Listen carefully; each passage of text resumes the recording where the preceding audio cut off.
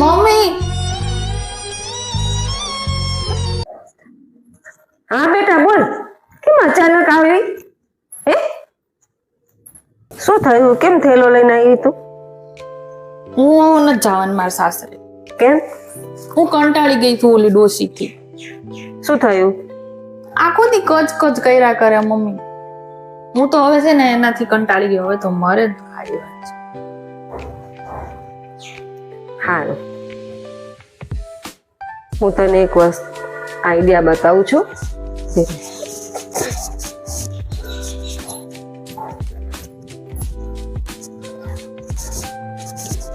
જો આમાં છે ને ગોળીઓ છે. શેની?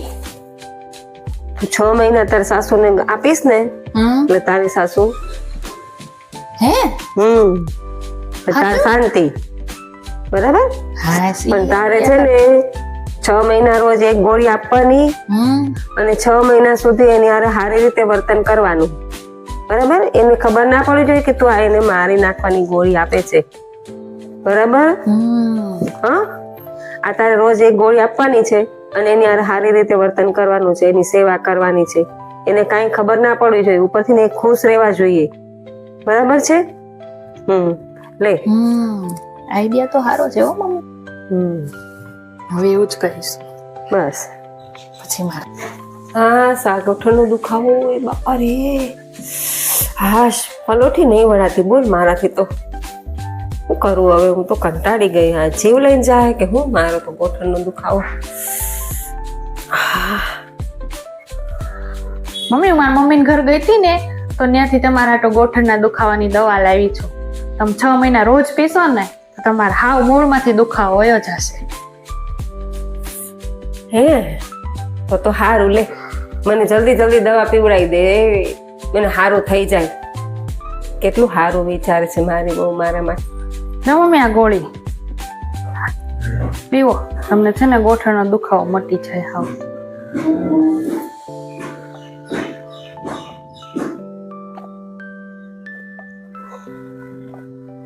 કેટલું મારું ધ્યાન રાખે છે.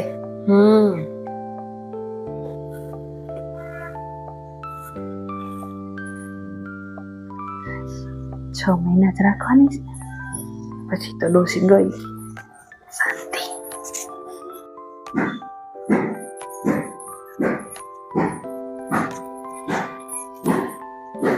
થઈ ગયો મમ્મી? નાસ્તો કરી લો.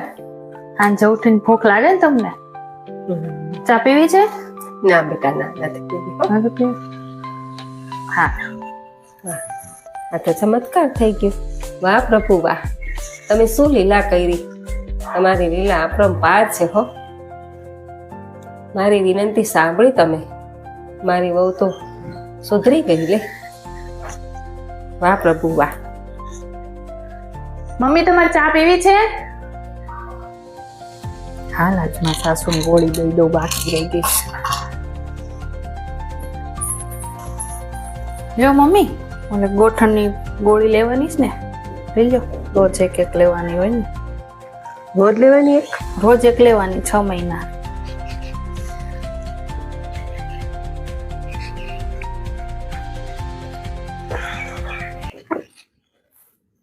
વાહ પ્રભુ વાહ, તમે મારી વિનંતી સાંભળી હો.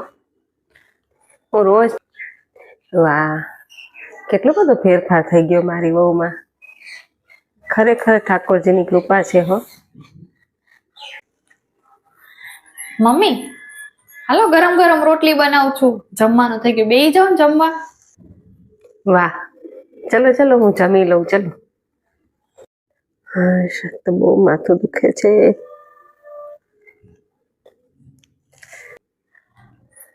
માથું દુખે મમ્મી?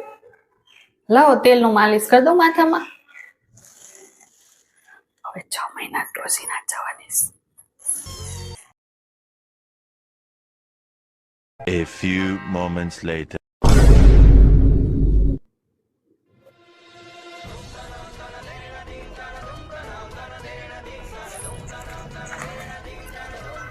વાહ ઠાકોરજી વાહ, તમારી લીલા અપરંપાર છે હો. મેં તમને પ્રાર્થના કરી, તમે મારી પ્રાર્થના સાંભળી પ્રભુ.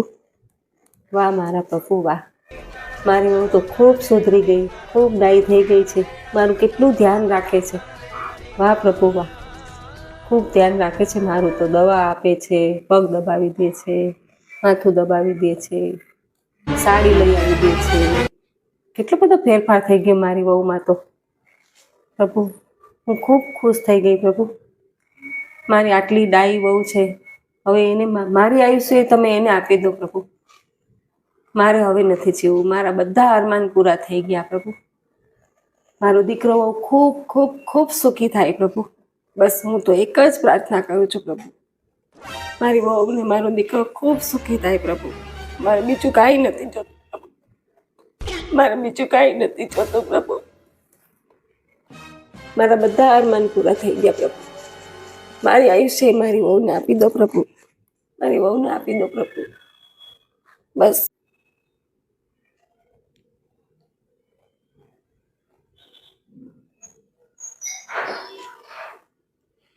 મમ્મી તો મારા માટે કેવું વિચારે છે. એનું આયુષ્ય મને આપવાની વાત કરે છે. હા હા, હું તો એને મારી નાખવાની વાત કરતી હતી. કેવું મેં ખોટું વિચાર્યું. બહુ મોટી ભૂલ થઈ ગઈ ભગવાન મારાથી તો.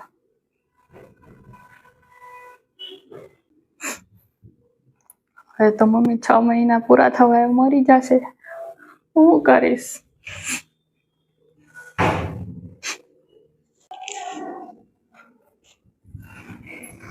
મમ્મી, મમ્મી ક્યાં છો તું?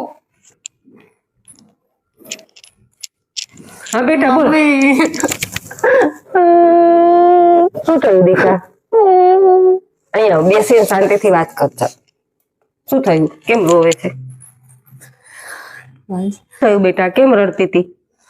મમ્મી, મારા સાસુ નથી મારી નાખવા. એ તો બહુ સારા છે. કેમ શું થયું? એ તો છે ને આજે ભગવાનને પ્રાર્થના કરતા હતા કે મારી આયુષ્ય મારી વહુને આપી દે. હે તો મેં તો હવે એને 6 મહિના દવા પીવડાવી છે. હવે તો એ મરી જશે. મારે હવે મારા સાસુ વગર નહીં ચાલે. મને એની ટેવ પડી ગઈ છે. તારે ને તાર સાસુ સારું બને છે હવે? હવે તો મસ્ત બનવા માંડ્યું છે. હું હવે એના વગર નહીં રહી શકું. તો તે કેટલી ભૂલ કરી છે. 6 મહિના તો તેને મારી નાખવાની દવા પીવડાવી. શું કરું હવે? મને એની ટેવ પડી ગઈ. મને એના વગર નહીં ચાલે. કઈક રસ્તો બતાવો મને. તને તારી ભૂલ સમજાણી છે ને? બરાબર છે. મને બહુ અફસોસ થાય છે. હા હા, તાર સાસુ જોડે રહેવું છે ને? હા રહેવું તો એ નહીં મરે. કેમ નહીં મરે? તો હું ગમે તે કરવા તૈયાર છું. આ તો મારી વાત સાંભળ. એ જે મેં તને દવા આપી હતી ને, એ શક્તિની જ દવા હતી. હે? એ ઝેર નહોતું. હાસ લે. એ શક્તિની દવા હતી. મને તો ખબર જ હતી. મેં તને સારી સાસુ જોઈને જ તને દીકરી આપી છે. હું તો એ માણસને ઓળખતી જ હતી કે આ માણસ જેવા તેવા નથી, ખાનદાન માણસ છે. પણ તારામાં છોકરમત હતી. એટલે આ તારી ભૂલ તને સમજાય એના માટે જ મેં આ કિમિયો કર્યો હતો. બરાબર? હું તને વાતથી સમજાવત તો તું ના સમજત. એટલે મેં તને આ રીતે સમજાવી. બરાબર છે? હવે તું તારી સાસુ ખુશીથી રહો. બસ હવે તો અમે મસ્ત ખુશ થઈને જ રહીશું. બહુ સારી રીતે રાખજે. ખુશ રે દીકા.